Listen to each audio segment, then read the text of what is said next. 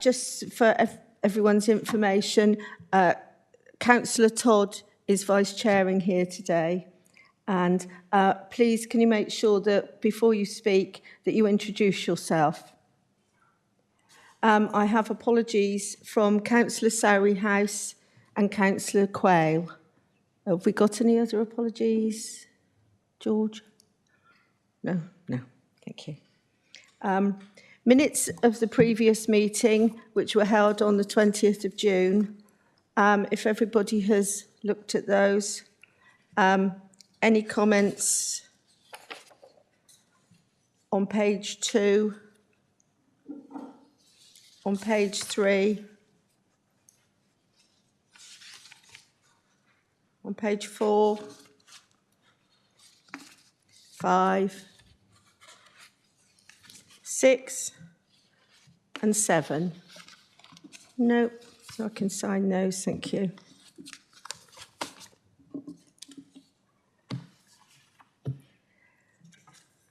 Item 3, declarations of interest. Oh, sorry, I forgot the declarations of interest. Any declarations of interest? No. Item 5, there has been no public participation requested.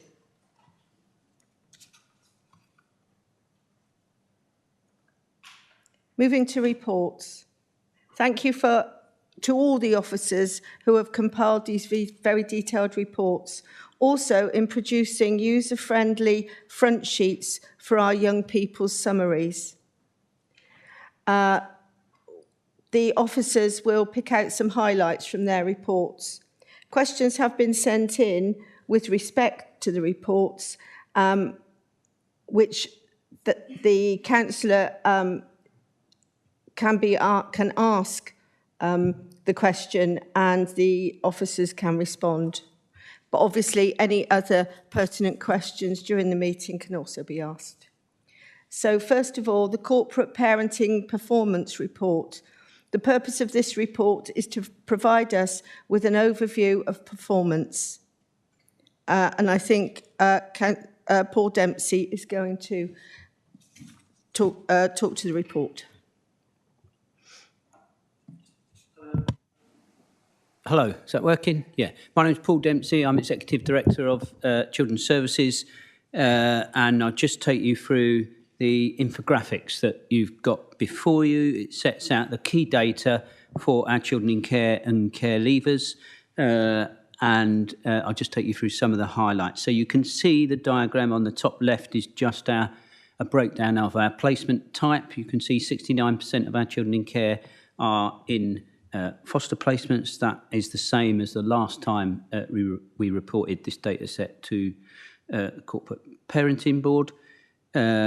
Just underneath that, you can see that we had 449 children in care. This data set, I should say, is at the end of September. If we'd known we were going to place them back into this month, we'd have probably been able to get the data together for the end of October. So this is a bit outdated. I can tell you now that as of this week, the children in care population has reduced to 440 children. So it's on its way down. It did go up a tiny little bit over the summer. It's come down since then. You can see that 53 of those children in September on this data set were unaccompanied minors. As of this week, we have 51 unaccompanied minors in our children in care population. Second figure there is about permanence for children in care. 16% of children in care left. 16% of the children who left care in the last 12 months left via an adoption order. And 10% left via a special guardianship order. In relation to that figure on adoption, the national average over this last year, the most recent national average is 9% leaving care via adoption. So that's a quite high performance for Dorset in that respect. 44% of our children in care lived 20 miles away from home at the end of September. When we reported the month before that, it was 45%. So it's come down a little bit. It's not as we would like it. We want more children placed locally, but 20 miles actually is often within Dorset area because we're a big area, aren't we? So, and sometimes children are placed further away because they live with relatives. But there are too many children, nevertheless, placed far away, and out of area, and we're trying to work on that. In relation to placement stability, 72% of children in care who've been in care for 2.5 years have been in their same placement for 2 years or more. That's really quite good. The national average is 69%, and good authorities also, the average is 69%. So we're doing well on that. And on the short-term placement stability, which is the percentage of children in care that have had free moves or free placements in a year, that's at 10%. That is equal to the national average. So we're doing okay at that. We'd like to do a little bit better. You've got some health indicators there. 65% of children in care have had a strengths and difficulties questionnaire. That's a tiny little bit worse than the month before. We are working at that. We know that it needs to be much higher. And on initial health assessment, 64% had their initial health assessment within 20 days of coming into care. That is one that has been challenging for a long time now, and you can see it had significantly improved from 38 when we reported a month previous to that. So just going back to adoption, 24 children were adopted from care in Dorset in the previous 12 months, compared to 17 children when we reported the time before that. So adoption increasingly being used, and timeliness is going well. So there are 2 timeliness measures for children moving to adoption. First one there is about the number of days on average for children who are adopted moving from placement order to a match. And we're at 145 days. The government target has been 121 days for a long time, but most authorities in the country don't meet that, and we are doing better than average, certainly on that. And the second timeliness measure is the average number of days a child moves from coming into care to being placed with the adoptive family. For us, the average is 398. Again, that is better than the national average, and it's better than the government target of 426 days. So we're doing well on that timeliness measure. So significant number of children being adopted and in good time. And then the care leaver data, all our care leaver data you'll see is green. If you look down a bit further into the more detailed information. So we had no children, no care leavers in bed and breakfast accommodation, again, which was good. 98% of care leavers were in suitable accommodation. 62% of care leavers were engaged in education, employment and training. We want to be more ambitious and push that up, certainly to the high 60s. 97% of care leavers had an up-to-date pathway plan. That's within the last 6 months. 98% of care leavers are in touch with us. And then you've got 2 education indicators. The average attendance so far in this academic year for children in care was 91%. I know it says 0% for the month before that. That was August, but I looked up July's figures before this meeting, and the July figure was, I think, 87%. So our September data compared to last July is better by 4%. Let's hope that that is something that continues. And 100% of our children in care had their term lead personal education plan completed on time.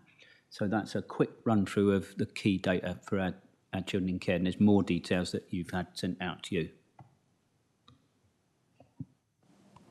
Thank you.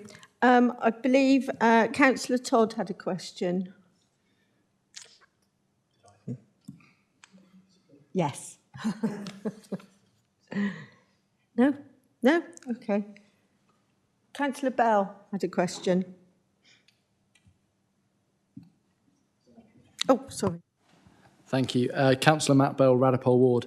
When I was looking through the graph on page 8 showing children in care by gender and age, shows a clear rise in numbers in the teenage years, although I do note a drop in adolescents entering care in Q2. What are the background reasons for the overall trend, and are we expecting that trend to continue into the future? And when young people enter care in their teenage years, can you assure me that a review is always conducted into whether earlier steps could have been implemented to prevent them needing to enter care at a relatively late stage?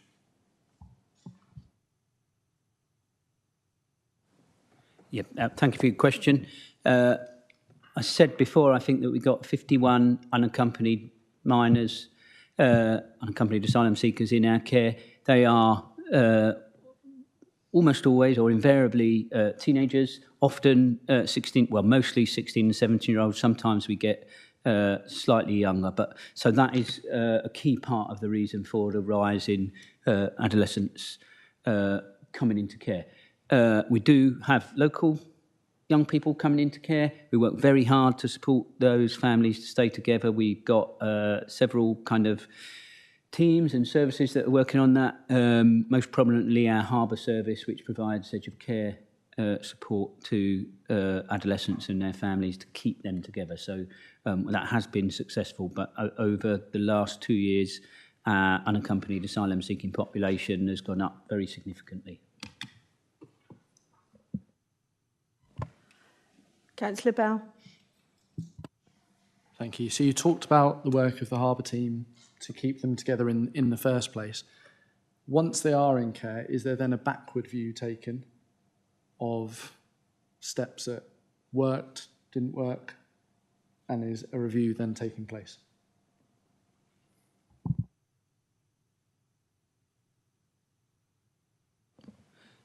Yeah, we're always looking at the circumstances of children coming into care, and we're always looking at what is the continuing right plan for that child or young person. So sometimes the right plan is for that child to be supported to go home again.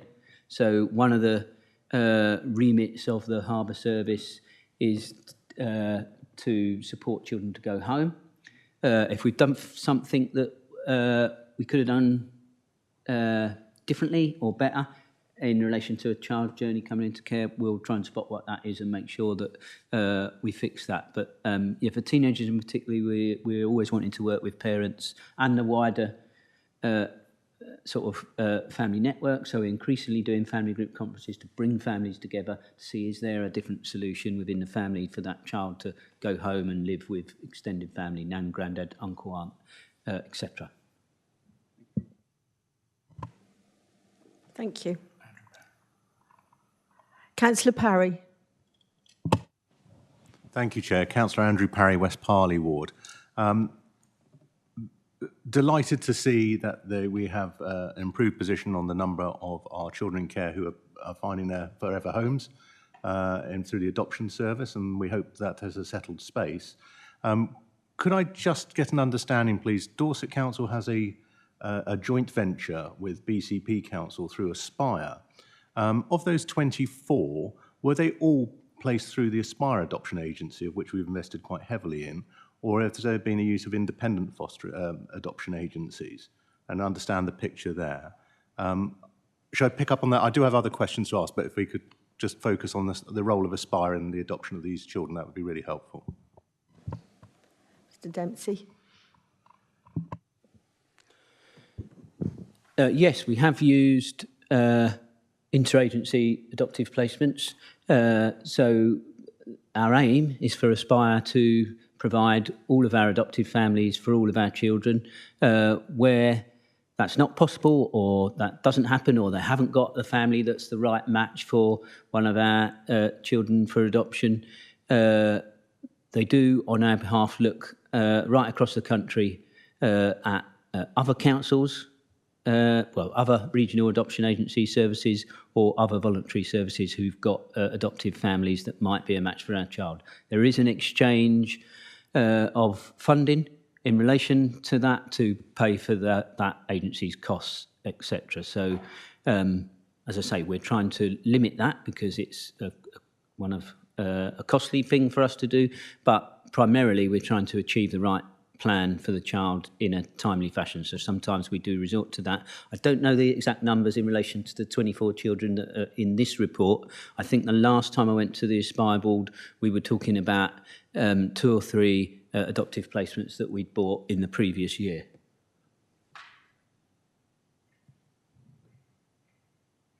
Oh, sorry. Thank you. Councillor Parry, you've got another question. Yeah, I'm going to follow up on this point around Aspire and adoption numbers.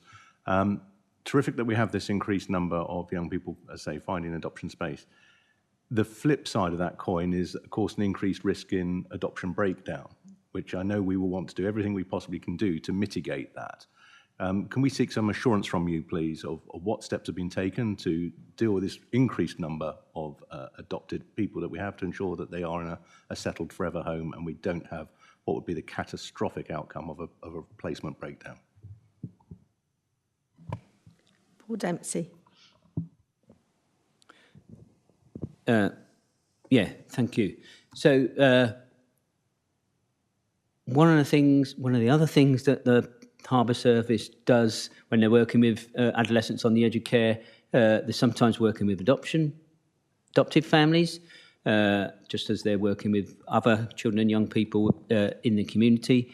The board have been working with Aspire in relation to a multi-agency adoption support strategy to make sure that when children move into adoptive families, there is already an agreed support plan in place, and we're increasingly developing multi-agency sort of support services. And I should say that I forgot to say this, but one of the other things we're trying to do and have done in this last year to ensure that our Aspire adopters have been able to take on children is to support them through funding home adaptations for large sibling groups. So I thought of that because that's often a group that need big adoption support plans, and part of the adoption support plans sometimes have been home adaptations. So that's something we've done through capital through the council. So large sibling groups have been able to place locally with Aspire adopters without us purchasing adoptive families from elsewhere. The Aspire agency has a new marketing recruitment strategy for adopters, and as I say, is working on a new multi-agency adoption support plan to address both of those things. Thank you. Has that answered your question, Councillor Parry? It has, thank you, Chair. If you'll just indulge me, I want to move on to matters involving some of the data that we're seeing before us, and of I think, very significant concern is around the initial health assessments of those coming into care, where I see our 20-day target, which we should aim for, well, we should aim for 100%, but we would see a high outcome at 95%. September 24, and we're seeing a deteriorating pattern here down to just a third of children coming into care at 33%. Now, I am very concerned at the relationship with our colleagues up at the Health Authority. Have we reached a point where a significant letter should be going out to somebody like David Freeman, who I believe is the lead from the hospital, the link from hospital for children and young people, to highlight this concern? And that may be a recommendation from this committee if you feel strongly enough, Chair.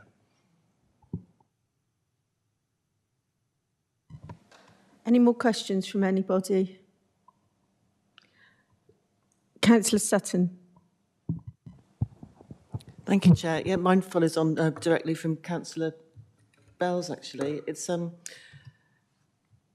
It's the number of children in care placed with parents and the numbers for the past 3 months, which is July, August, September, where the number of children returning to the parents, I'm assuming that's what it means, went up from 13 to 15 to 21 in that 3-month period, which looks pretty exponential and looks absolutely brilliant. So I don't suppose this question can be asked here, but I'd like to sort of see that a bit more longitudinally to see if that really is the trajectory or if it's just a kind of short-term thing.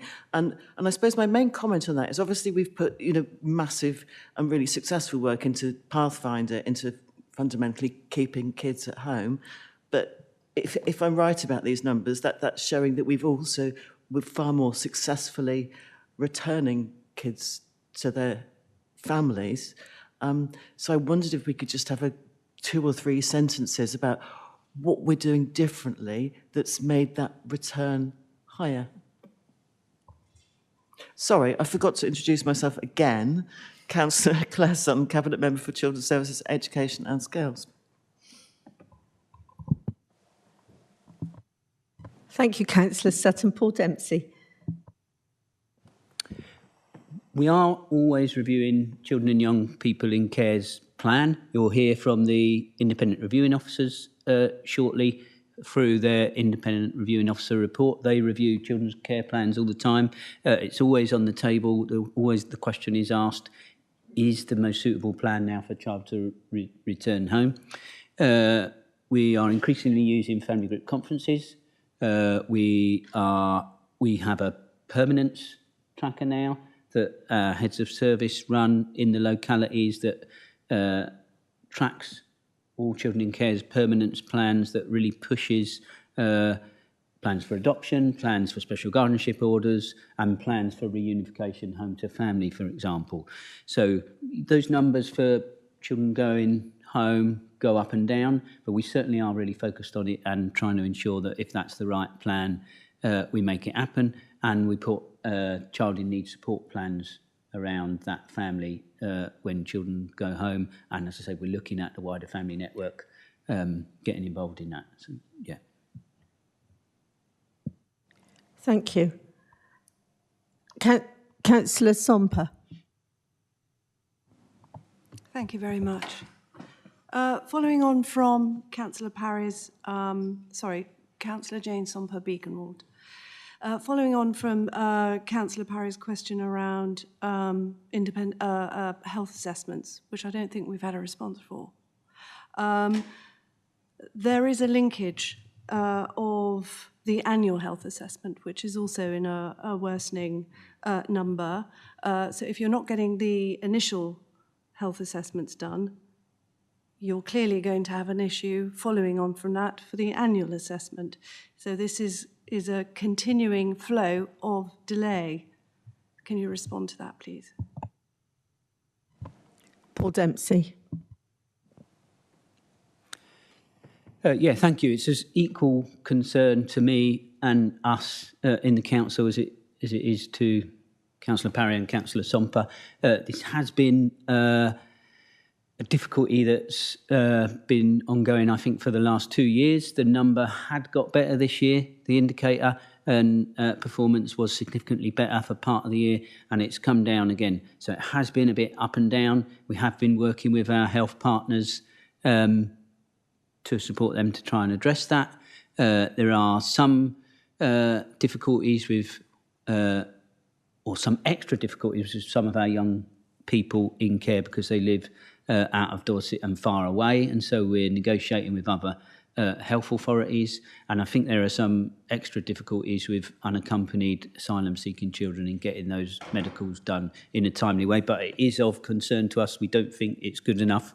Thank you very much for your question, and I'm very happy to raise it again with senior leaders in the health service. We have discussed it with senior leaders in the health service via our strategic alliance, and I will do so again. And I'm very happy for this board to support me in doing that. Thank you. Thank you. Councillor Somper. Thank you very much for that. And the chairman will know that there is an EHCP which has been set up by People and Place Scrutiny on this very point. So we'll be able to delve deeper into some of these issues, and I think that's going to be very helpful moving forward for children's services in this area. Yeah, thank you, Councillor Somper.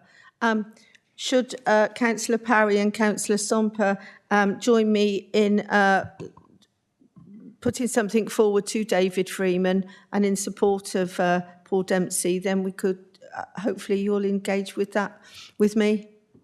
Thank you. Any more questions? Thank you. We'll move on to the next report, the Quaro Annual Report, Independent Reviewing Officer, Tony College. Yeah, thank you. Can you hear me okay? Oh, good. Hi, I'm Tony College. I'm the Quality Assurance Service Manager, and I manage the Quaro, also known as IRO, service for Dorset. So I hope you've all had a chance to read my report. I'm not going to go through all of it, but I just wanted to draw your attention to some of the highlights and some areas that we want to focus on in the year ahead.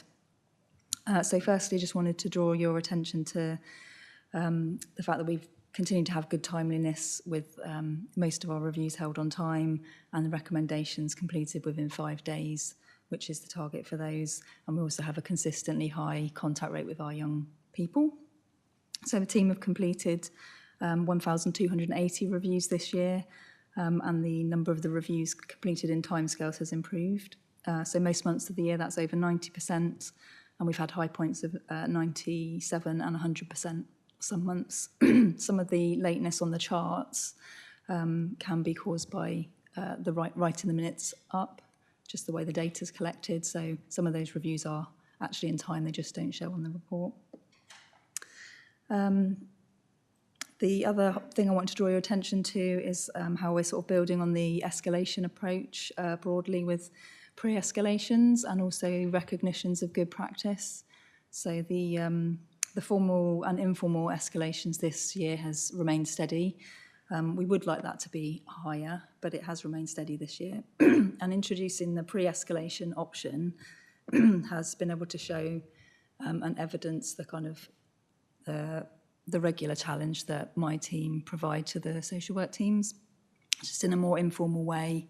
So it's more, excuse me, it's more collaborative, more relationship-based, working with the social work teams rather than a sort of a critical, punitive approach, because we know that collaboration works better to get the outcomes quicker. So we're pleased that I can show you that in the data this year. Also within that, like I mentioned, the recognition of good practice helps kind of balance that challenge with the recognition of good work that's being done by the social workers and also other teams, virtual school, SEND and so on. That report also has highlighted where my team have challenged and helped improve practice around the SEND work in preparation for the SEND inspection. And it was really pleasing to see a quote in the SEND inspection report which noted the increased oversight of children's progress by social workers and quality assurance reviewing officers. So we were really pleased to see that there.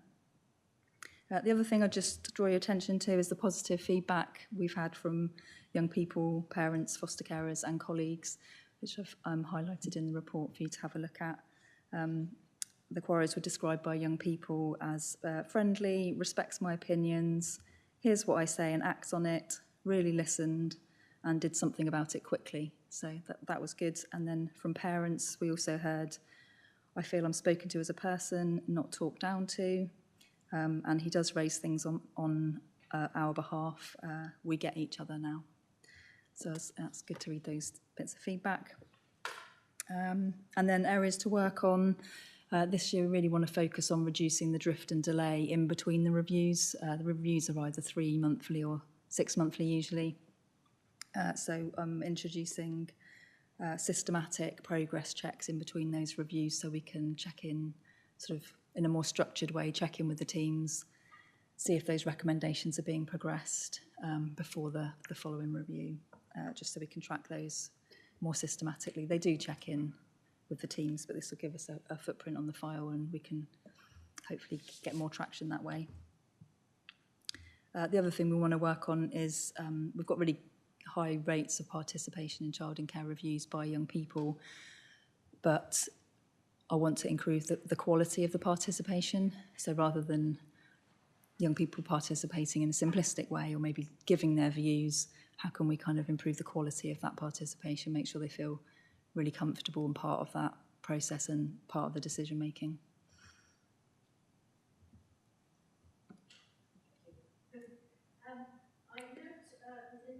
The 5 key priorities for the future on page 22, that you're going to be developing a training day for adults who support children in care. So we'll look forward to hearing when that's planned, perhaps at the next meeting, unless you've got a date already. Oh, sorry, I can't really give this microphone. We'll be happy to know we've already had it. We did it at the end of September, and yeah, it went really well. We've got some learning how we hope to improve it next year, but I'd like to make that an annual event so we can feed in what we're learning from the audits and the thematic audits, how we can then kind of feed that back into training and make sure we're kind of closing that learning loop.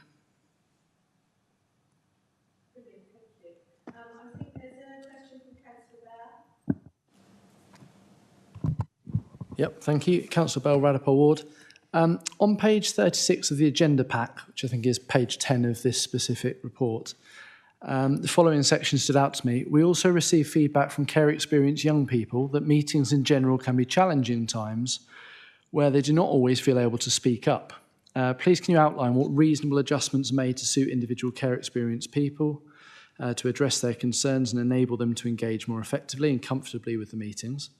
Also on page 36 of the agenda, a workshop in June 2024 is mentioned as being planned to discuss how the reviews can be more child-centred. Did the workshop take place and what were the key actions that followed? Thank you. Yes, so we did do the workshop. We had some, in conjunction with Kay's team and Youth Voice, we've strengthened our links with Mandy Jarvis, who works specifically with care experienced young people. They took over our team meeting and we talked about a couple of different topics, how we can, what sort of things they want us to do on their behalf and how we can represent them better. And we talked a lot about children in care reviews, how they feel for them and what they would like us to do differently to make them more accessible. From that, we then had a follow-up workshop where we brainstormed some ground rules for child in care reviews. The young people came up with those completely themselves. They were absolutely brilliant. Things like talk to me, not about me. You know, if you're going to leave a meeting halfway through, tell me before the meeting starts. Really, things that any of us would expect, just respectful behaviour, but hearing it in their words is really powerful. So we're drawing those up into a set of ground rules, which will be sent out with every child in care review invite from January onwards.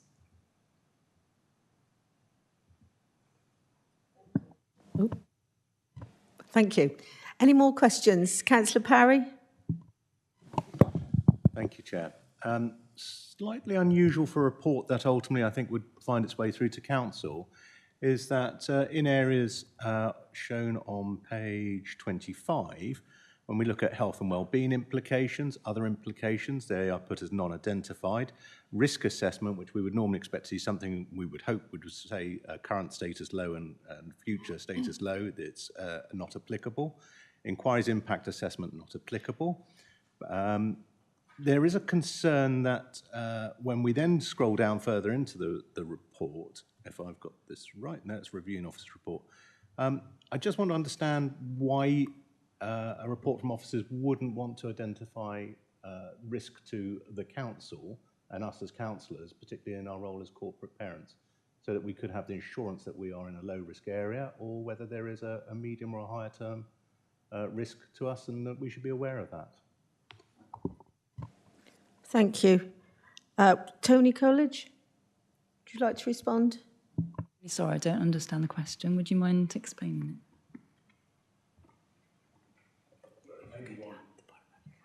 Is it on this sheet here? Sorry, maybe one for the executive director who may be more familiar with this. It's a classification that we use in the grading of reports, and it's one of the things that instinctively we look at as councillors, is the attitude towards risk, both current and likely going forward. And it's shown in this report to be not applicable. That I would find very unusual. Paul Dempsey. Yeah, thank you. I'm just looking at that section, and there's some other sections there that I think we could appropriately comment on. So, yeah, in terms of risks, I don't think we're flagging up any risk here. So I would see this as a low-risk report. We're reporting the work and activity of the Independent Reviewing Officer Service over the past year. They've been working with children in care. There's a wellbeing and health implications section. It does say non-identified. There are wellbeing and health implications. We're reporting on the health and wellbeing of children in care. So those sections, the Equalities Impact Assessment as well, those sections I think we can fill in appropriately to say what we should say about them. This report is going to Cabinet shortly. And if we can get those amendments in, that will be helpful. But I think you'd agree with me, Tony, you're not flagging up any particular risk in this report. It's a information report about activity and is largely positive about the work of the service. And we'll fill in that in the report before it gets to Cabinet, as well as the health and wellbeing implications. Thank you. Councillor Parry, would you like to respond? Thank you, Chair. In respect, I hope I'm not racing away here, further down in the report under annual figures on page 35, I've read this correctly, I think I have, child and care reviews and full review minutes completed, that's shown a red arrow in a downward direction. Would that not be a cause for concern? And certainly child in care reviews and full minutes completed within 20 working days, we are averaging below 50% there at 46%. That would, I think that requires some explanation. Thank you, Councillor Parry. Would Tony College? Yeah, happy to respond to that. Yeah, I completely agree with you. That is an area we're really concerned about and something I'm going to be focusing on. Well, have already started focusing on bringing those numbers up for this year. Absolutely. Councillor Somper. Oh, sorry, Councillor Parry, would you like to respond? Grateful to the officers for their response to my questions there. Bearing in mind that we now understand this is an issue of concern and we expect to see improvement in those figures, could we, rather than wait for an annual report on this matter, on those areas, could we see some return to this committee perhaps in 6 months' time as a suggestion to be able to monitor progress? If that's agreeable. Thank you, Councillor Parry. Councillor Somper. Thank you very much. There's a paragraph around the use of advocates and a concern about that, or rather a curiosity, I think is the word that you used. And I just wanted to understand a little bit more about that and the narrative around that, if you wouldn't mind. Yes, I'm working really closely with our commissioning colleagues with the advocacy service that we use, NIAS.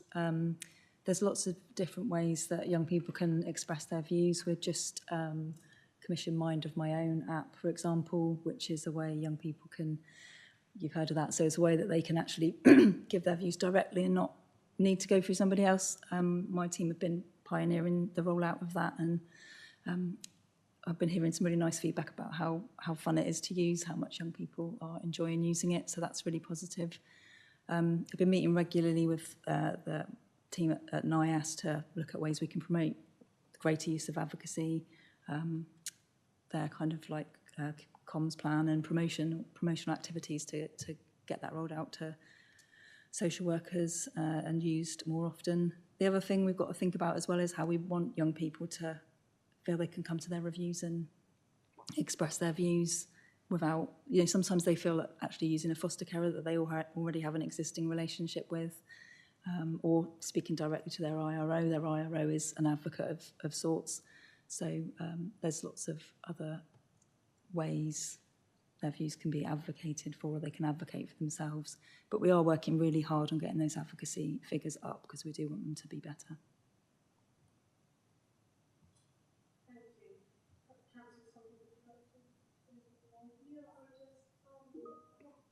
Really sure articulate. It just made me feel that there's something missing in this, and around that, the service is concerned about the use of advocates, but the young people are expressing themselves in the way that they wish to, and I'm presuming the fact that advocates are not being used is because young people don't really want to be using them, and they prefer their uses of expression through the app that's referred to earlier in the report, which sounds fantastic, and we know young people and all of us are very getting more comfortable with using those sorts of things, and therefore is the use of advocates a necessary thing. Obviously, they have to be there should they be required, but it seems there's an emphasis on something that young people themselves don't seem that bothered about. And are we projecting our own views, perhaps, onto these young people? I hope that's articulated sensibly. Thank you. Would you like to respond? Yeah, I think what you're saying is absolutely right, and it's about choice, isn't it? It's about young people having choice of how they want to express their views. I think the important thing is young people knowing what the options are, and there are situations where, you know, young people are in adult-dominated situations where they're not on a kind of equal power footing, and we need to recognise that, and sometimes having an advocate speaking for, you know, with them or on their behalf is the right thing to do. And the important thing is that young people understand what an advocate's for and how they can help them so they can make an informed choice.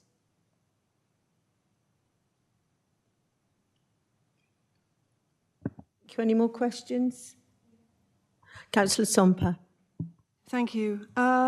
Just a question around the method of collating feedback, which you state in the report. Also, a noticeable lack of take-up from parents and family members, which you've highlighted. But the method of collating feedback, which is being done manually, which you imply or state requires improvement. So are you going to be doing that in a digital fashion? Is there concern that this information isn't being collated fully, or things are being missed, or it's being done in a timely fashion? It's raised in your report, so just to understand what that concern is. Again, I think it's giving people a range of options of how they want to feed back to us. We're revamping a sort of a digital survey that gets sent out before the child in care reviews. It wasn't being well used, so we've changed the questions and the forms that we use to collect that. So that will be improved. I also want to do the same thing after a child in care review to ask people how the meeting was for them. You know, was there any suggestions for improvement? I sometimes phone people up. I go out and observe child in care reviews and speak to the family afterwards, if there's parents there or young people afterwards on their own, and ask how they felt the meeting went, how is the IRO service working, is their IRO effective, those sorts of things. So again, I think it's about giving people different options that they can choose which one works best for them.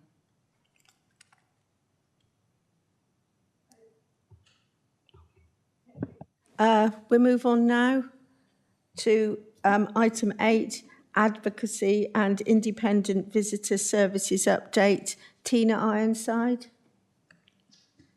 Welcome. Have I pressed the right button? Lovely, thank you. So yes, I'm Tina Ironside. I'm Strategic Commissioner in Children's Services.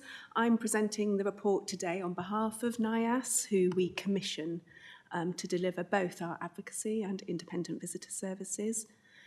These services support children in care and care leavers and other children in need. This covers year 3 of the previous contract with NIAS, which was from 1st of August 23 to 31st of July 24. It summarises what advocacy is, and it follows on very nicely from Tony's report, where it's about representing the views, wishes and needs of children and young people when decisions are being made in their lives. And the advocates can also support children and young people if they want to complain about the services that the council offers. So for advocacy, the report tells us how well children in care and care leavers were supported in this respect. The service received in that year 649 referrals for advocacy. 58% of those were related for child protection, but this report focuses on the remaining 42%, which provided what they call, or what's known as, issue-based advocacy, again for children in care and care leavers. There were 205 issue-based advocacy cases in that year, which supported individually 165 children and young people. 56% of those were for child in care reviews that Tony was just talking about. NIAS collect feedback from children and young people, and within the report we've summarised the responses they've had from that, and it shows that there was an increase in how children understand their rights and opportunities, and they had opportunities to share their views, and there's also quotes in there about that impact. So for independent visitors, known as IV, they are a volunteer that visits and befriends children in care to be a consistent in their life, someone reliable. IVs are offered to children in care if it's in their best interest, and that is made the professional judgment of usually social workers to decide that. So throughout that year, 27 children in care were matched with an IV. There were 9 new matches. Some others ended for various reasons, which are listed in the report. There are 12 children on the waiting list waiting for an IV back in July 2024. A few months ago, they recruited a new IV coordinator with NIAS, and we've had really positive feedback about the progress she's making with matching children that are on the waiting list. Again, the report contains positive feedback from children and young people about IVs. We had to retender for this service earlier this year, and we involved children and young people in the process to retender. And it was a really positive experience to have them on board. They helped shape the specification, build what the requirements were in there, and we also had the providers present to a group of young people, and their scores were used to contribute towards the overall score when we selected a provider. NIAS won the tender again. There's new requirements. We'd learned a lot in the previous contract, and so we were very conscious to put some requirements within the new specification that helped address some of those issues that we had. So the new contract, which started on the 1st of August, which is after this report, aims to tackle some of those previous issues and to really ultimately ensure more children and young people can benefit from having an advocate if they want one. And we're very clear in the report that, like was said, not all children and young people want or need an advocate, and it's about choice for them. There's been quite a lot of challenges in delivering the service, and myself and colleagues sitting with me here have been working very closely with NIAS, and they've been very proactive in working with us to look at how we can work together to address some of those challenges. And that concludes my summary. Councillor Todd, any questions? Any questions from anybody? Sorry. Claire Sutton. Sorry about that. It's about, there were only, so we're talking about fairly small numbers, but 68 kids who initially requested advocacy and didn't get it for various reasons, and 25% of those didn't receive advocacy because NIAS was unable to contact the child foster carer or the person who made the referral. So I'm sure that for most reasons that obviously that leads to the question why. And in many cases, there will surely be a very good reason, that advocacy is no longer needed. But I just wanted to be confident that those are followed up, because it leaves this sort of gap of concern that if somebody has expressed this wish for a service and then isn't available, you just have to be, to be doubly sure for the reasons for that is my concern. Thank you. Tina, would you like to respond? Yeah, absolutely. That's really poignant. You pointed out that point. That is something that we've identified with NIAS, and we're working with colleagues here to ensure those reasons, because it does seem like they are manageable reasons, don't they? That shouldn't be the case. So we are that is a known issue that we are doing our best to resolve with not with NIAS, but also with colleagues who make the referrals. So thank you.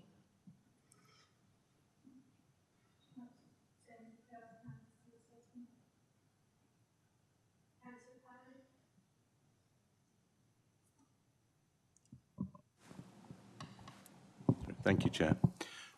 Just looking down at 3.6 on page 58 of the report, I just want to try and understand if I've got this right in my understanding of it.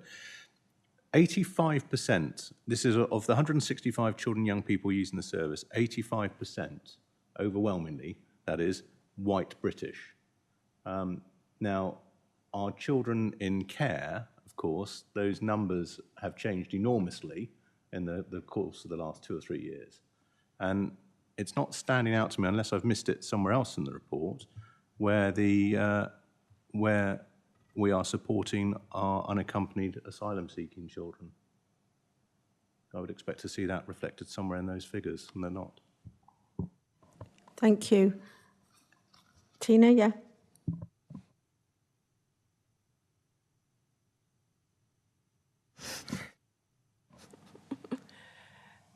They are a group of children that are covered by the contract and the specification. I don't know. Certainly, I think I do recall seeing some case studies that involved children where English isn't their first language or of different ethnicities. But I don't think I can respond specifically about why that is. I don't know if any of my colleagues in the room might have any ideas about why those numbers are as they are, but that's the numbers that obviously referred and then NIAS support. Parry. Thank you, Chair. Just to follow up then, could we have a little bit more of a deep delve at that at some point and understand what's going on there? Because I am also aware that that the majority of the cohort that we have that would be classified as unaccompanied asylum seeking are in a provision outside of the Dorset County borders, and whether that is a factor in how that's been dealt with in this report. Thank you. Would you like to respond? Just to say thank you and yes. Anyone else? Thank you. So we'll move on to item 9, the Virtual School Head Annual Report. Jo Smart-Richards. Hello. Oh, or not. Miriam Lee.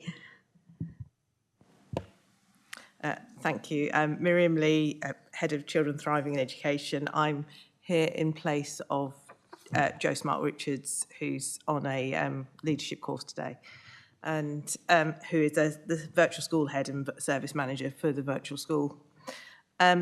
So you will have read that there is a very extensive report of the work of the virtual school over the last academic year. And this is the annual report of last academic year, so it's from September 23 to July, end of July 2024. And the purpose of it is to evaluate the progress, attendance and outcomes for our children in care and care leavers during that academic year. The report focuses on the work undertaken through the extended role of the virtual school as well, which is to provide a strategic leadership and oversight for all children with a social worker, and including children in kinship care arrangements and children who have previously been in care. So the year in summary, I'm just going to summarise the lengthy report. As you can see, it has been a busy year for our virtual school. And the children in care have shown, our children and young people have shown incredible resilience during this year, perseverance and positivity in terms of educational outcomes and aspirations. And this has been exemplified in our weekly celebration awards, the recipe book and the annual review awards. So the annual awards take place in the summer, and they really are shows that truly exceptional. Oh, thank you. The exceptional perseverance and the outcomes of our young people. So some of the key strengths have been the outstanding quality of our personal educational plans. 93% of those have been good or outstanding. The weekly celebrations of 160 children and young people who've excelled in education or overcome significant barriers, and that's where teachers or foster carers have nominated young people. The development of termly targets for education, health and care outcomes and the early years goals. So really making sure the personal education plans link up with other plans around education. So education, health and care plan outcomes and early years goals are part of the personal education plans. Organisation and delivery of 2 residential opportunities for children from years 5 to 11, working in partnership with James Farm. And taking 2 particular groups on those educational opportunities. Development of the support for children previously looked after. Reduction in the use of suspensions in Dorset secondary schools, and we've seen a reduction in suspensions of our children in care. Reduction in the use of reduced timetables. The organisation and delivery of a range of extracurricular activities in response to our children's voices. The Knowledge Exchange programme in collaboration with the University College of London, which working in partnership with cross-phase group of specialist and mainstream providers to develop practice with the aim of improving outcomes for children in care and care leavers. When we talk about outcomes, we're talking about educational outcomes here. 75% of our post-16 young people are in education, employment or training. The production of the virtual school recipe book for belonging, and the good outcome for our the phonics assessments, multiplication check and Key Stage 1 SATs. And I can just go into a little bit more detail around those. So for Key Stage 1 young people, there's a national phonics assessment. There's only small numbers of children that would have been in this cohort, 12 children, and 7 of them took the assessment and passed. 3 were working towards that, and 1 was disapplied for special educational needs reasons. And I think there was 1 child also who was attending an independent school who don't take part in it. The things that the virtual school are going to focus on and continue to work on is improving attendance for those children with persistent or severe absence. Enhancing the offer for our children living in kinship care arrangements, reducing the use of suspensions and the number of children missing out on education, particularly children with special educational needs. So there are a high proportion of children who receive suspensions who have special educational needs. Develop targeted mentoring programme for young people in Key Stage 4 and 5 to support their education, employment and training. Developing awareness of the wider statutory role in supporting children with a social worker, and improve the quality assurance of our personal education plans for our post-16 young people. If I just kind of go into a little bit more detail like I did around the Key Stage 1 phonics, so Key Stage 2, we had 30% young people who were met the standard. That's 19 children. So 19 children in Key Stage 2. 8 of those children are in a special school and 6 were disapplied. So if you take those children out of it, it's actually 58%. And then in terms of GCSEs, it's a slight improvement on the previous year. So we've had a slight improvement in maths and a slight decline in English. It's 63 children and young people, and in terms of thinking about the context of that, 30% are children who are unaccompanied asylum seekers, 34% have an education, health and care plan, and 21% have additional special educational needs at what would be considered SEN support. So the proportion of children achieving 4+ in English and maths is an improving picture from the previous academic year. And it's examples of some of this is there was 1 young person who achieved 2 grade 5s and 7 GCSEs grade 4, and that was at a backdrop of not having been in education for a while and then coming back into education. So it really shows that perseverance and the work of the virtual school in supporting that young person to be able to attain at that level. And another young person was supported into an internship and a vocational qualification working on a pig farm. So it really shows that kind of variety and work that the virtual school do in that area. And in terms of attendance, I just think it's important for us, although that is one of the targets of the virtual school for next year, around severe and persistent absence. What we do know is from our the data system we use, which is called Welfare Call, and there are the majority of local authorities use this data system, which is about 30,000 children in care across the country. The Dorset attendance fares reasonably well when we compare it to those local authorities that are using this data set. So our attendance is 87%, and the average of the local authorities using Welfare Call is 87.9%, and nationally it's 87.7%. So we're kind of there or thereabouts. In terms of persistent absence, we're slightly better. So our absence rate is 28%, compared to those that use Welfare Call, which is 29.4%, and nationally it's 29.5%.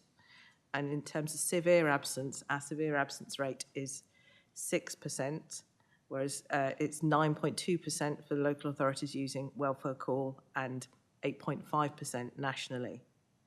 And the severe absence is predominantly within our Key Stage 4 age group. Any questions? Can I just note on page 33, I welcome the designated teacher training that is being conducted, and based on feedback that there's going to be a second designated teacher conference requested by the DTLs in the schools. I think that's really positive. Councillor Bell? Thank you. Councillor Bell, Radipole Ward. Firstly, thank you for the report. Really good to read as a local teacher and sort of see the overall work that takes place. On page 80 of the agenda, there's an outline of the virtual schools team. It states that there are 10 virtual school leads. Responsibilities are for a caseload of, on average, 55 children in each locality, and a share of those children out of authority. Given the crucial work completed by these virtual school leads, which, as I say, I've witnessed firsthand and seen the impact, I'm concerned about the high number of students they're each responsible for. Is the workload not just manageable, but also set at a level where outcomes can be aspirational for all students, with a healthy amount of intervention from the virtual school? Can you provide a view on future staffing requirements versus expected numbers of students entering the virtual school? And what would additional staff capacity allow the virtual school to achieve beyond the current service standard? I'll do my best to answer what I can. So this is based on last year's staffing. As a result of the extended role as virtual school, we have appointed new staff into the virtual school, and that caseload has come down.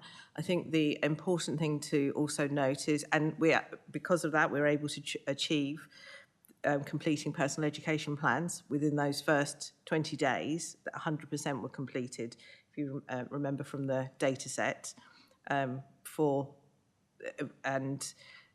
Because we've increased the number of virtual school leads, it means we're able to achieve those targets. And the important thing is to recognise that the virtual school's role is very much to work in collaboration with the schools that the children attend, and to provide and to work with other colleagues in the local authority and the local authority where the child lives, if they're placed outside of Dorset, to ensure that the support and agency at the other staff are working directly with those young people. It's not the role of the virtual school to do all that direct work. Their role is to coordinate and to bring in those support services and to advocate for their education and really support that the designated teachers in being able to advocate for those young people within the school and provide that support and some training, but bring in services like educational psychologists, specialist teachers, other services where needed in order to be able to really come around that child.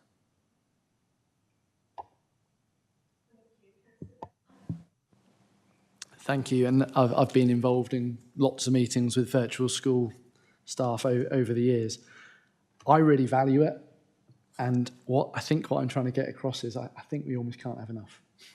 And I'd love to see it expanded and in the schools more often and making that impact. So what I'm really seeking to do is say a big thank you for what I see the virtual school achieve, but also just I'd like more of it because it's impactful and it makes a difference and you can see it happening.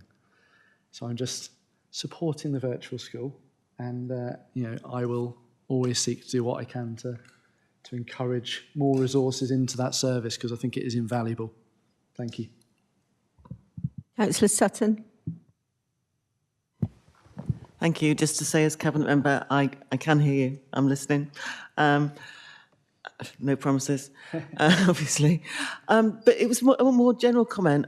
When you hear, and Andrew will know this, when you hear Joe Smart Richards or Miriam Lee talking about these kids, it's like they know them on an individual level. You just roll off individual examples, just like that. It's not like you're delivering a case study. It's like, we can tell that you know these children, you know who they are, and that provides massive reassurance, I think.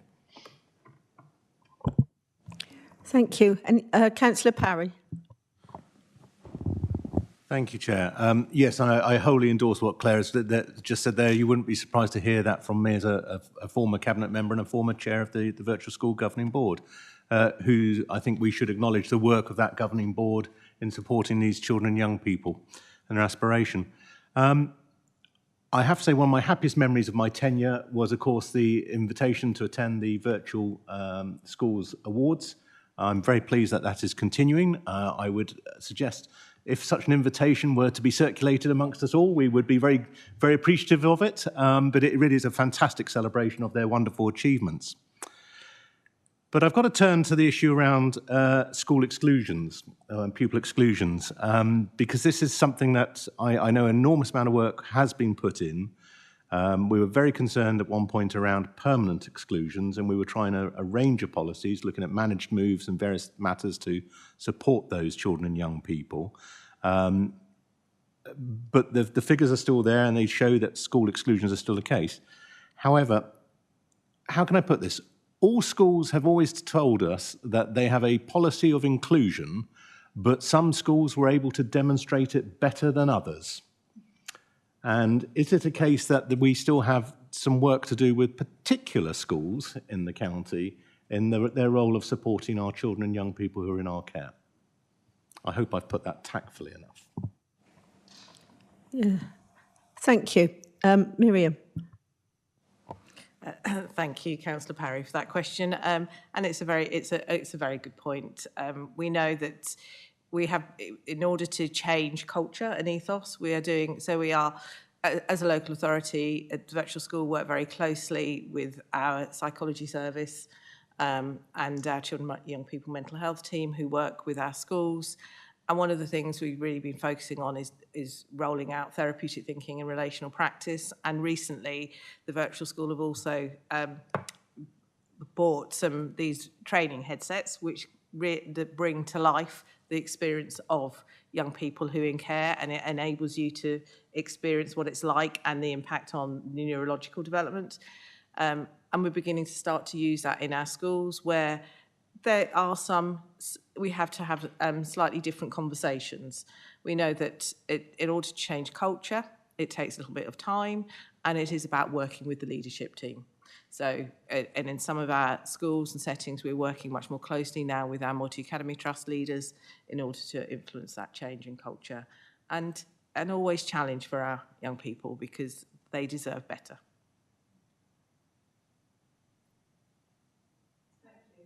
Parry?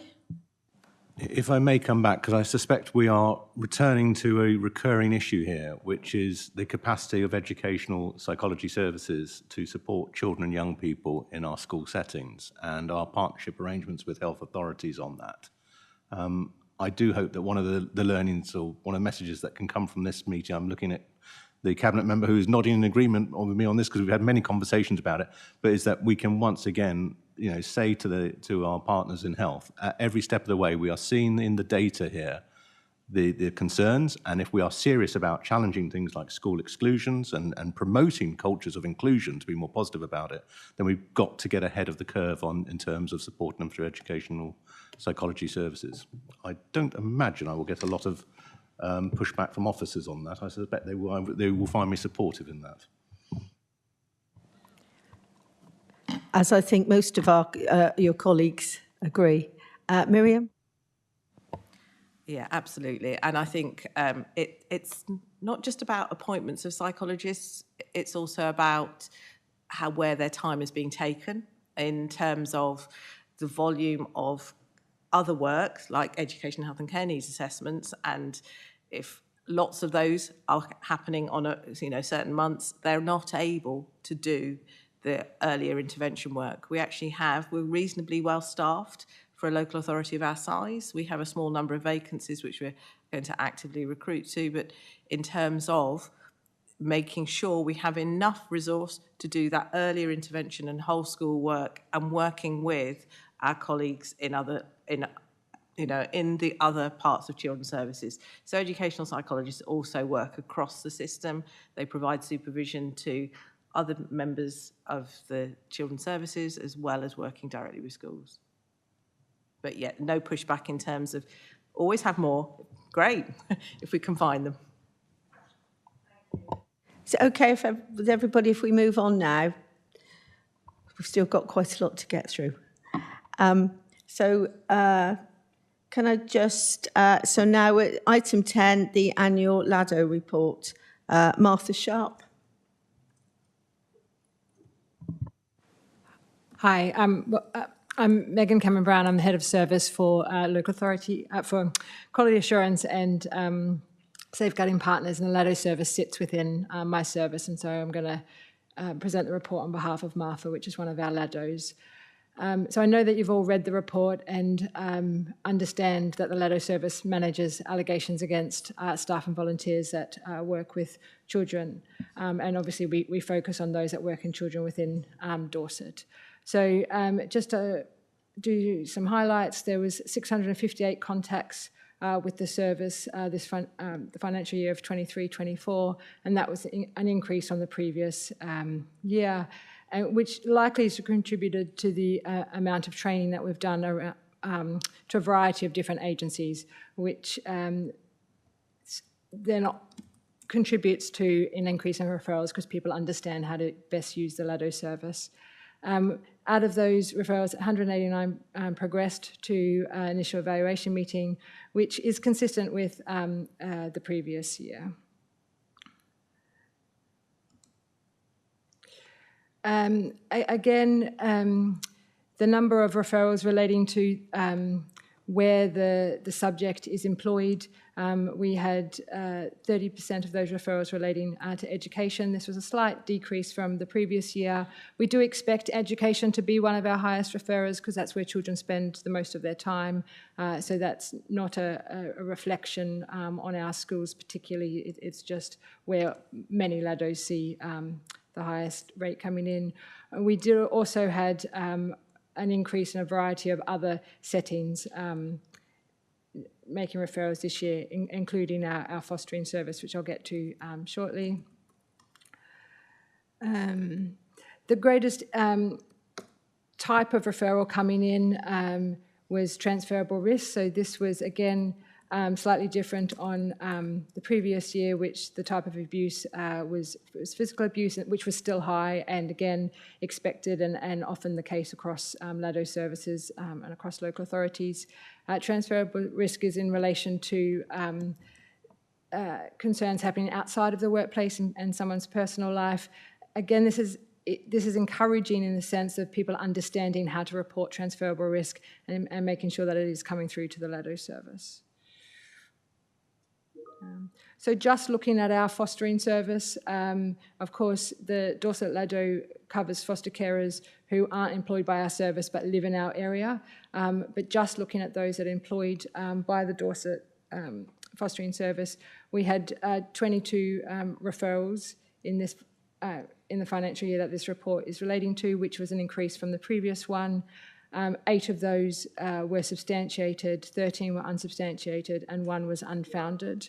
Out of those that were substantiated, one of those foster carers was no longer working with us because it was in relation to a historical allegation that the LADO service still receives and manages. 7 of those went back to panel. 4 carers continue to be approved as foster carers, and 3 were deregistered. Again, we've done a lot of work with our fostering team around managing allegations, and we continue to meet with them regularly to support that work and to support the progress of that, of referrals coming through. In terms of outcomes overall, again, this is looking at all of the referrals coming through. The highest outcomes was unsubstantiated, with substantiated and the 71 substantiated of the 189 referrals, slightly behind that. Again, that's consistent and expected, slight increases from previous years. Other things to highlight is, on average in this reporting year, in terms of initial evaluation meetings being held within 10 working days, we were 94% of the time on target for that, and our majority of cases for post-allegation investigations being held within 28 days, those meetings being held within 28 days, were also occurring. And overall, the completion of having a whole case concluded within 20 days has increased to 64.5%. I think it's important to note that these targets are set by Dorset. In terms of LADO, there is no statutory guidance or timeframes in which these cases need to be concluded by. What the aim is to have them concluded in a timely manner. And I think it's really important that when allegations are being investigated by the police, it does mean that those cases go on for a lot longer, and the LADO service of the LADO's role in that is managing that and obviously seeking updates and pushing the police to complete those as timely as possible, but some of that is out of our control. I think it's really important to highlight that I've mentioned before, but apart from our standard training to education colleagues, we've delivered a variety of training across residential services, police, social care teams, military and fostering and sporting teams in the last financial year.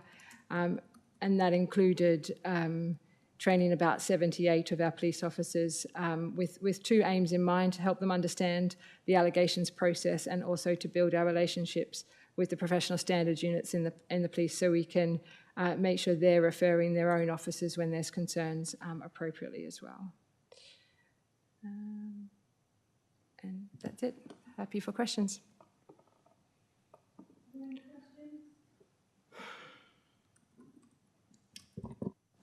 Councillor Parry.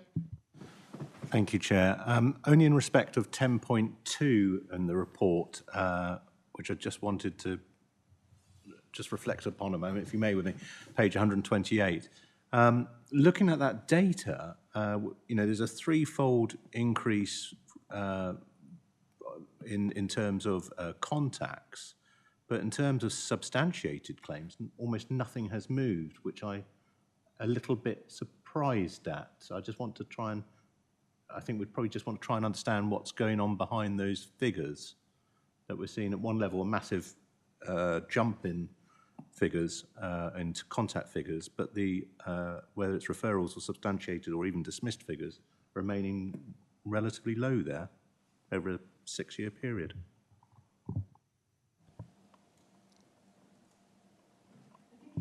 So there's an increase in contacts which don't always go on to become a referral. So that's when somebody's calling for advice, wanting to seek whether it meets LADO threshold or what. It may mean that it's a internal or a practice issue, and that organisation can manage it themselves. If you look at the number of those that have gone on to referrals from last year to this year, there isn't a huge increase, about 20, maybe slightly more off the top of my head. And then So those data, there isn't big jumps there. I think it's the number of contacts that has been really increased, and it may mean that we're not always getting those contacts might not necessarily need to come through to LADO. And I think as people learn about LADO, they get a little bit anxious. They want to do the right thing, so they contact the LADO to get that advice and guidance. And we want that. We want to be an open door, because we would rather reassure somebody that this doesn't meet LADO threshold, and they, give them some advice on how to proceed internally, then they not contact us and we miss something in that. Councillor Parry? If I may come back on that then. So I think the reassurance that I'm seeking, I suspect other colleagues in the chamber are also seeking here, is where we've seen such a sizable increase in that contact rate, that the LADO service is not becoming overwhelmed, and therefore somehow we're dropping the ball at that early stage and missing opportunities where there could be significant risk by them not being referred on, or an early closure of it. Are you able to give us that sort of reassurance around service demand? It's something that we're continuing to monitor at the moment, because you're correct, there is an increase in demand. We've got 2.5 LADOs in the service that operate the functions. At the moment, they're working hard to manage it, but it is something that we are reviewing. Thank you. I'd just like to say, I note in the priorities for 24-25, the external validation of the service will be carried out by a regional partner. If you can just inform us when that will happen. Date yet, so so we work with the Southwest Regional LADO services, and one of those will come and do a peer audit. At the moment, we're missing a service manager that manages the LADO service. They start in January, and so then we will look to establish a date for that after they've started. Any more questions? Thank you. Also, Hi, just wanted to reassure Councillor Parry that the service has grown in terms of capacity and staffing in the last couple of years, and if indeed we need additional capacity, this is an area where we can't afford not to put it in, because it's such a significant and serious area. So there won't be skimping in terms of capacity in that respect if we find that we need some additional resources. thank you. Item 11, children in care, risk of offending in custody. The recommendation for this report is that the board notes and supports the work being done to reduce the criminalisation, offending and incarceration of children in care. It informs us of the work being done to address these issues. David Webb, thank you. Thank you. I'm David Webb. I'm Head of Service for the Youth Justice Service. Just a quick summary to introduce the report. So children in care are overrepresented in the justice system, both nationally and locally. It's not just a question of numbers, it's also a question of their sort of progress, if that's the right word, through the system, so that we see higher rates the further into the youth justice system you go, including we have very low numbers of children who end up receiving a custodial sentence, but in the last couple of years, all 4 of those children have been children in care. We have, traditionally, there's been a feeling that one of the reasons children in care are overrepresented in the justice system is that in the residential settings, police can be called to deal with incidents that in a family home would not involve the police. We have got a really successful and long-established protocol in place in Dorset to avoid that happening, which is a multi-agency protocol with a lot of support from the police and from residential providers and commissioners. And we have a group which meets quarterly to review all the incidents when police are called out. If we find somewhere a provider appears to be calling the police inappropriately, then we follow up. Each provider has an allocated police single point of contact from their neighbourhood police team. So we don't think that is the reason why children in care are overrepresented locally, but that still continues to be a concern. If a child does commit an offence, then the decision-making process in the police about what to do with that offence includes consideration of care status. So that should be a factor that police consider when deciding whether to take action. And in the new year, the CPS have instructed police to bring in a new form, a child information form, which would require the police to gather quite a lot of information about children when they're considering recommending a charge for certain types of offence, and care status would be one of the criteria they'd be considering. We've also locally used more diversion options in the last couple of years. So we're looking at ways that we can, if a child commits an offence, provide the necessary assessment and support without a formal justice option that involves acquiring a police record. So we've successfully established a police recording code called Outcome 22, which means the police record it as no further action, but with support being provided to the child. So we do have measures in place to try to divert children from the justice system, and we need to make sure that those are equally accessible to children in care. In the report, I provide some analysis of a kind of snapshot of children in care on the caseload in October, and there are some common themes which I think indicate one of the reasons why children in care are overrepresented. It's their care status and the other needs that go alongside that status combined. So we see a lot of the children, in fact most of them have had placements out of the area, kind of connected to that, but also separate. They've had multiple education placements. All the children had experienced temporary or permanent exclusions from school in the past 2 academic years. 9 out of the 11 had got special educational needs and disabilities. And sometimes in our work, we identify needs that haven't yet been picked up. So we would hope that children in care's needs had been picked up, but it's possible the other 2 had needs as well. Our speech and language therapists in the Youth Justice Service try to assess all children who receive a court order and as many children as possible who get dealt with out of court. 6 of the 11 had received a speech and language assessment, and all of them had speech, language and communication needs, which is reflective of the wider youth justice caseload. For the other 5, we would be trying to complete assessments, and some of them had declined that. So it's quite a skilled process to build the engagement to engage the child in the assessment process. 10 out of the 11 had had contact with CAMS services, but often that had not been sustained. So it could be that there'd been some contact which hadn't been sustained, or perhaps they'd been referred and it hadn't been successful. CAMS had not been successful in engaging them. And we do have CAMS nurses in our service, which gives us the opportunity to work in a more flexible way to try and meet those children's needs, working alongside the child in care health team. We also found quite a high incidence of drug use amongst this group, and notably quite early stage drug use. So the average age of first use for cannabis in this group was 12. And not surprisingly, kind of connected to that, the majority had also been identified as being at risk of experiencing harm outside the home, extrafamilial harm.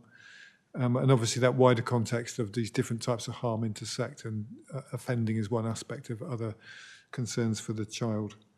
So in our youth justice service, we've got a psychologist who leads our trauma-informed work, which is obviously really important for all our children, but especially children whose experiences have led them into the care system. We also have speech and language therapists, as I've mentioned. So we try to provide the individualised support that each child needs. The board that oversees the work of the Youth Justice Service, the Youth Justice Service Partnership Board, received a more detailed report on children in care at its last meeting and the overrepresentation. And we're looking at how we work together to create some task and finish groups to look at, is there a scope to do earlier identification of children in care who may be heading towards the justice system, and also for those who are in the justice system, have we got the support right? Yes, that's my overview of the report. Thank you. The report was very, very thorough. I think my concern, you've mentioned about the children, young people being assessed, well, 9 out of 11 assessed as having special needs. And you also noted about the speech and language therapists, where the children were assessed at having communication needs, and 5 of the 6 had significant communication needs.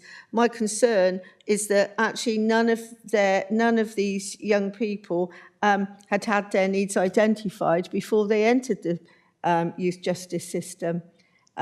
So I'm hoping that the basic assessments and screening needs should already be carried out within school, preschool and school settings. And hopefully this will be a focus at the next virtual schools conference. If I could just come back on that. So, I agree with your concerns. We're both pleased that we've got speech and language therapists who work really skillfully to engage these children and complete an assessment and identify their needs. So we're pleased we've got that, but we're also really mindful that you shouldn't need to commit an offence to get those needs identified. We have, the Youth Justice Partnership Board has allocated some funding for a 2-year project, not just for children in care, which we're calling Re-engage, which is working with children in Key Stage 3 who are at risk of permanent exclusion and whose behaviour indicates possible future offending, with a speech and language therapist and a speech and language associate practitioner to complete assessments for children upstream of the Youth Justice Service, if you like. That is predicated on the idea that the child is in a mainstream school and risk of exclusion. Obviously, there's a number of children who are already excluded from school and not in mainstream settings who will have those needs. And then the Community Speech and Language Service more broadly have done quite a big revamp of the service with a what they're calling the balanced approach to try to provide direct community speech and language therapist support into each setting to increase awareness. So it's a work in progress. Yeah, thank you. Paul Dempsey. Thank you. We have recognised that there is a need to identify speech, language and communication needs earlier amongst our children in care and our children indeed on the edge of care. Our harbour service is a multifunction and multi-agency service, and part of that multi-agency team is speech and language therapists. So they do work with adolescents on the edge of care and in care, but not all children in care. And yeah, there is a need for more children's needs to be identified early, and that's a key area. Thank you. I think Councillor Bell, did you have a question? Any other questions? Thank you, Chair. I appreciate I've been quite vocal this afternoon, so thank you for indulging me. David, we have discussed this over a number of years, and it is a source of some frustration to me that there is a prison population in the UK of circa 100,000, and there's roughly 90,000 children in care nationally. Though the close correlation of those two numbers is not a coincidence. Some 22% of the prison population have care experience. And we're seeing a similar pattern here. The frustration, and Councillor Somp and I had a brief conversation about it, is all the time that we've been councillors, this figure has been pretty consistent in Dorset. And various things haven't shifted it. What I'd like to understand is whether those that we're seeing becoming in a custodial sense, become part of custody whilst they're in our care, were they known to the justice system prior to coming into care, or is this something that has happened post-care or during care? In which case, what is happening inside our care system that is triggering that tipping point for them entering the justice system? I just feel that there's a greater piece of work to do around this, because we've really got to take a fresh approach to if we've got any chance of bringing these numbers down. I'd be very welcome to hear David's opinions on what we may or may not be doing. Thank you. David? Thank you. In those, thinking quickly on my feet about those specific 4 children, one of them was known to us in the Youth Justice Service before he came into care, but the other 3, I think, were in care before we started work with them. And the common factors that bring them to custody is partly the seriousness of the offence. So obviously you need a really serious offence to reach the custody threshold, and a pattern of previous serious offences that have been dealt with in the community, but the offending has continued. One of our concerns, which again doesn't just relate to this group, but it seems to affect this group quite deeply, is the delays in the police investigation process. So certainly for some of these children, they've been identified as being suspects in quite significant offences that remain under investigation for months and even years. And for one of them in particular I'm thinking about, there was a number of offences that were really quite serious before he actually entered the justice system. So we could kind of see him coming our way and started doing some voluntary work on an earlier intervention before he actually got to us. But that consequence of, well, there's various consequences of that, and one of those consequences of delays in investigations is harm for victims, because that means that someone who's experienced a serious offence doesn't get the support they need early enough. But also it means those children perhaps think doesn't really matter what I do because there's no immediate consequence. So we do work with the police and the CPS to try to expedite outstanding offences. I meet monthly with them. I can't, on good conscience, say that we've made a lot of progress in that area. The delays do seem to be in the police investigation stage rather than the CPS decision-making stage. So I think that is a significant factor. So there's a pattern of serious offences and probably persistent offences, and not with a kind of quick response. So by the time the child gets to court, they've got a number of offences, and sometimes we've had them come out of custody with old offences that are still under investigation, yet to get to court, which makes it hard to move on and kind of create a progress. But having said that, we've also seen some signs of progress for some of those children. Thank you. Councillor Parry. Councillor Somper. Thank you, Chairman. Thank you for the report.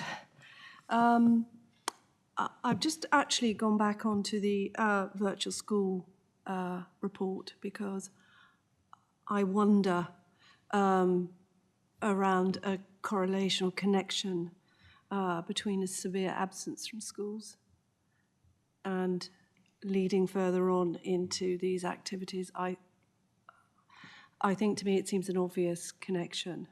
And therefore the question is, in terms of what we do addressing these severe absences, which are low in Dorset and certainly compared to the national average, but nonetheless, there is clearly a connection. So there's not really a question there, it's a statement of fact, I believe. And I know that all of you and all in children's services are doing everything they can to address that. But it's a really important point and a really important factor, I think. There will be others as well, but those are numbers, those stark numbers, and those are knowns as well. Those are knowns, young people. Thank you. Anyone want to come back on that? Or Paul? I think there would be some value in tracking those small group of young people in terms of their journey.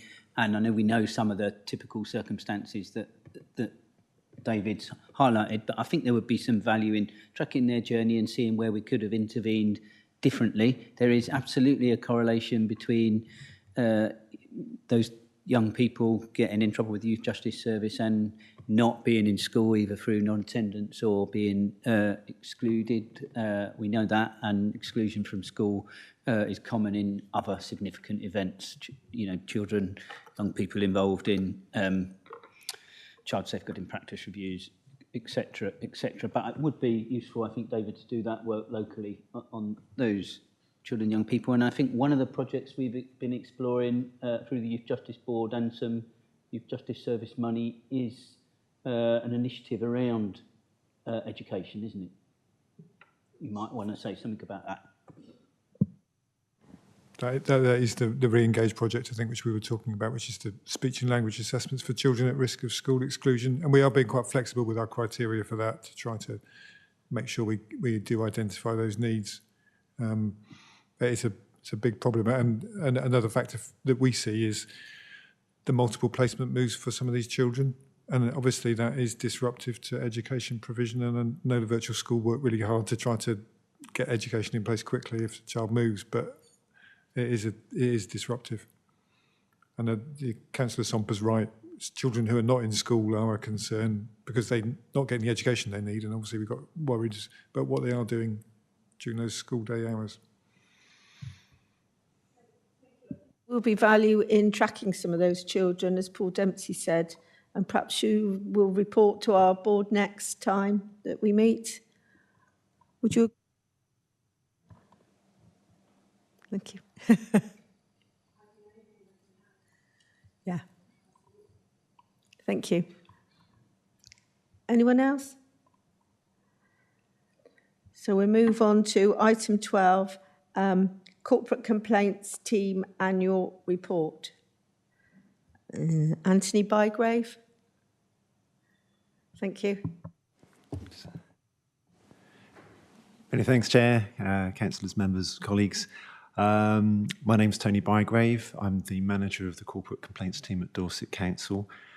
For those that don't know, it's an assurance function that sits under the monitoring officer ultimately. So it's the Ombudsman's preferred model. So DC have got something where there's an independent eye, a critical friend on children's services in relation to this report. So I think it's important that we sort of just recognise why we're here.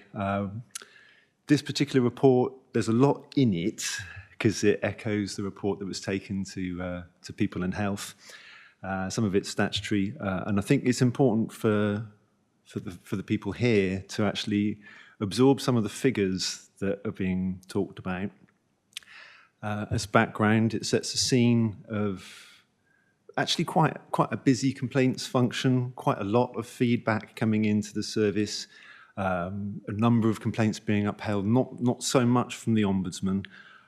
All of that is really important to take on board. But we're here to talk about children in care and our role as corporate parents. And I think when we actually drill down to the number of young people that actually complain formally from the process, you'll always see that year on year, it's a really, really low number. I think 23, 24, we were looking at only 3 complaints that were sort of formalised and went sort of into the process to the point where it reached an outcome. Before I came here, I was thinking, I'm a bit concerned about that, because I think a lot of people would celebrate a really low complaint count and assume it's a job well done.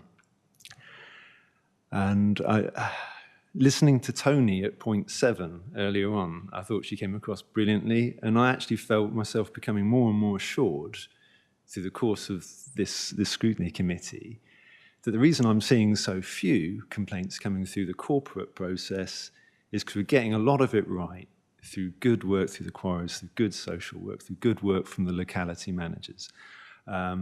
So please bear in mind that it is busy, but the voice of the child is being heard at Dorset Council, but it's not really being heard through the formal process.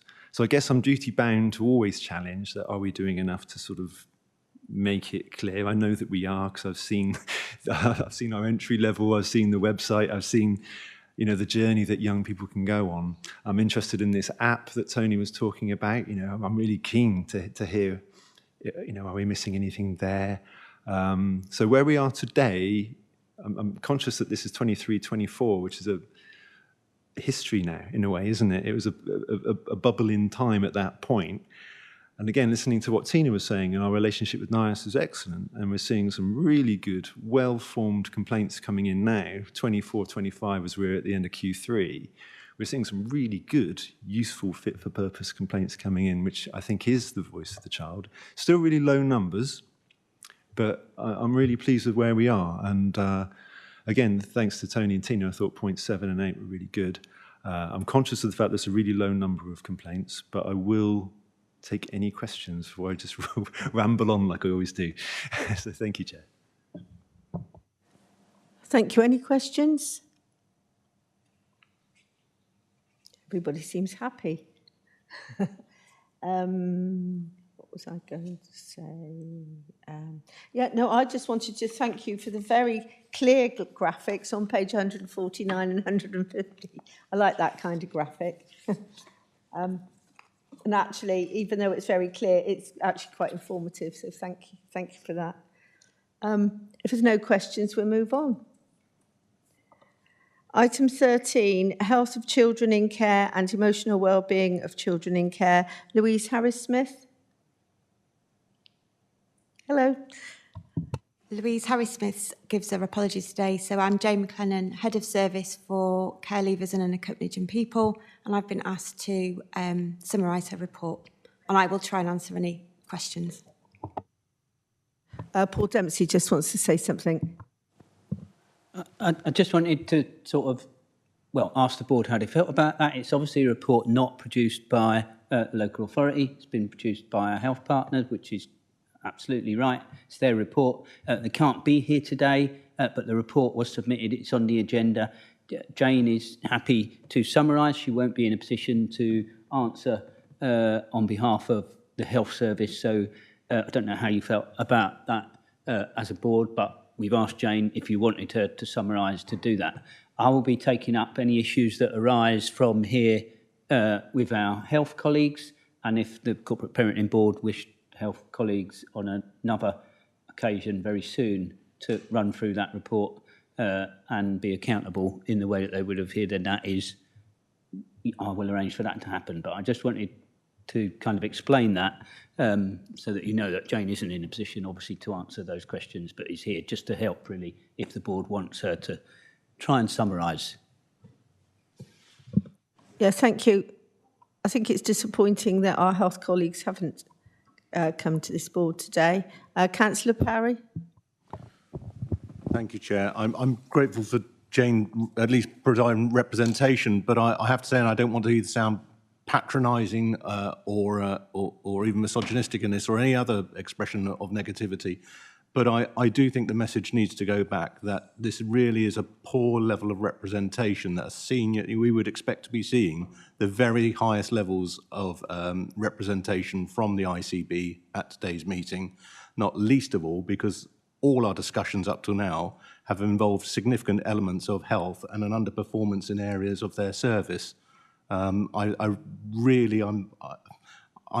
to have to choose my words incredibly carefully because I do appreciate we have to have an ongoing working relationship with our colleagues up the road, but I do think that the director will want to leave this meeting knowing that the board would fully support him taking, along with the cabinet member, the most robust representation he can to the board of the ICB, that they are left under no illusion that the level of service to our children in care has been below a standard we would expect and is actually below a standard set by government guidelines as well. I hope I haven't put that too strongly. Councillor Parry, would you like to decline to actually have this report, or how shall we proceed? Chairman, I think that's an excellent suggestion from you. I would fully support the decline of this report, and with no disrespect to those in the room who have been sent along to represent, but it's a horrible feeling that they have been put up rather than those that should be here to defend their policies. Yes, thank you. So we, my colleagues, if you, I just want to say I think that's an excellent idea because it shows that there's a consequence of them not showing up. And obviously we need to get our heads together, and your expertise would be helpful is, you know, how we can actually make the strongest impact given what we've been saying pretty much the same thing for quite a while. Also choosing my words very carefully. So my colleagues here on the board, would you like to vote to decline, please? Thank you.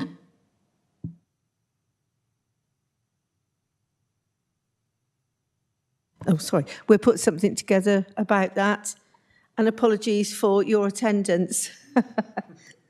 Actually, one thing I would like to comment, even though we are declining this report, which I am really concerned about, is the note in 2.10 that there was an audit completed by the UHD on the incidence of tuberculosis in unaccompanied asylum-seeking children, where 19% were found to be positive for tuberculosis. I lived in Canada in the 1990s, and the same audit was undertaken following an outbreaks in schools. It was found that asylum-seeking children were unknowingly spreading the disease. I note that a further audit is being taken in 2024-25, but I really consider that a robust action needs to be found around this. If that can be minuted, please. I don't know if anybody else has got any comments. Paul. Thank you. I shall take up that issue as soon as I can. I will also report to senior health leaders the discussion that we've had today and that we haven't considered their report. I thank Jane for doing some homework this afternoon. It's been, you can put that on your training log in terms of your health knowledge, so thank you for that. I have been reminded that we did change the date for this, but nevertheless the rest of us have managed to attend despite the changed date, and for people who couldn't attend, we've had very competent substitutions in place doing those reports. So, we do work well as a partnership very often. We have some challenges, we challenge each other. I'll certainly be grateful of your support to challenge our health colleagues in respect of this cohort of young people, children in care. So thank you. Yes, thank you. And actually, I sit on the People and Health Scrutiny Board with Councillor Somper, and I actually wonder if we ought to have this as an item on our committee discussions. Can I suggest you speak with the chairman of the committee about that? Thank you. Would you agree to support me on that? I would, but I think we, in discussion with the chairman. Thank you. Okay. So that's the end of the reports. I'd like to just now ask Kay Wright the officers were good enough to have done these front page summaries for our young people. And Kay, I know, has spoken to the young people, and she's got some feedback for us about that. Thank you. Good afternoon. Kay Wright, Youth Voice Team Manager. On behalf of young people and Mandy, who's been off work with COVID, we are really grateful to all officers for providing the front page summary. It's a real indication of listening to young people, acknowledging what they're saying and working in a more equitable way. So a huge thank you to everybody who took the time to do that. That in itself, that you've done it, makes a big difference and shows that you're listening to young people. So we weren't able to have a discussion, which we had planned to do with young people about the summaries because of just the sickness in the team, really. But they were emailed all the summaries. Everybody provided something slightly different, which in itself was really interesting and gave them the opportunity to decide what works, what doesn't work, what they liked, what was hard to understand. So from that, what we'll be able to do is work with them to develop a template for you, and then going forward, you'll be able to have a much better idea about what it is that they want to read. But the fact that you all brought your own stance to that gave them the opportunity to see that you were listening to them and what you thought that you wanted to tell them about. So, thanks again on behalf of the Network Board, and I know that they were really pleased to see that you had done this for them. I think that's all I wanted to say. Thank you. Thank you.